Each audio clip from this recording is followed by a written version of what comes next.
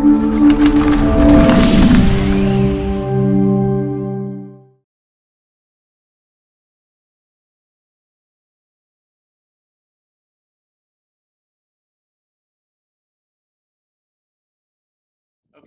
so tonight's discussion, we're going to talk about the lean portfolio management in the scaled agile framework. And the goal of the lean portfolio management is to align strategy with execution. We're going to be discussing version 5.0, which is the latest version. I'm an SPC 5.0 and also an LPM 5.0. And I've implemented portfolio at a couple different companies. So here's our agenda. So why lean portfolio management? And then we're going to define a safe portfolio. And then we're going to connect that to the enterprise strategy. We're going to talk about how to do that. And then we're going to maintain the portfolio vision, establish portfolio flow, establish lean budgets and guardrails, support agile portfolio operations, and apply lean governance. Okay. So first question, why lean portfolio management? I think it's clear now that all the biggest companies need to be able to make decisions quickly in an agile fashion, in a lean agile fashion. Lean is all about eliminating delays. How many companies had to change their IT portfolio after COVID hit? If they didn't, they probably missed the boat on opportunities. It was amazing how the biggest companies actually pivoted and took advantage of that situation. You know, Walmart was through the roof on profits. So was Amazon.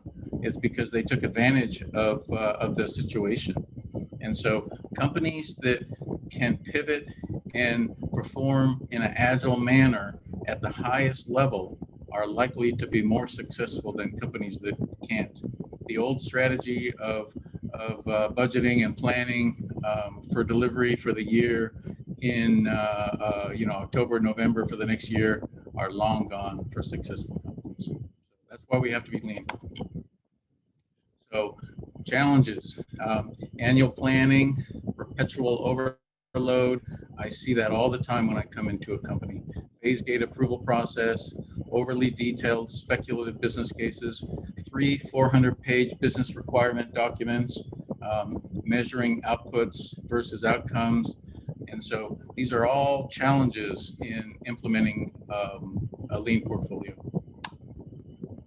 So traditional approach versus lean agile approach. I'll just go over a couple of them. Traditional approach, big upfront, top-down annual planning and budgeting. Totally been there.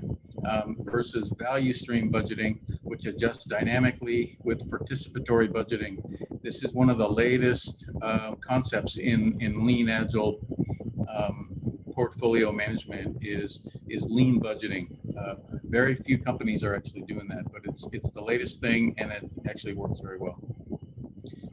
See another one, overly detailed business cases based on speculative ROI versus a lean business case with a minimum valuable product, business outcome hypotheses, agile forecasting and estimating. There's no comparison. We have to be able to act quickly. And so the lean business case with the MVP is following the lean startup movement. So here's a big picture looks like in SAFE. You go to Scaled Agile Framework, and it's right there at the top of the homepage. And the beauty of the Scaled Agile Framework is it's an open architecture. You can learn everything you need to learn from this website. You can go and buy the reference manual for 800 pages, which is all fine.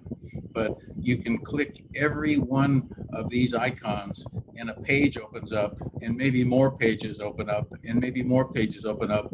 And all that information actually very closely equals the reference manual. So nothing is hidden. You know, they make their money selling classes and partnerships, but actual information to learn is freely available, and that's been one of the beauties of it. And so the balls around the outside on the left side and then the one on the bottom, those are all the core competencies. And in order to be successful with a full transformation, your company needs to be competent in every one of these core competencies.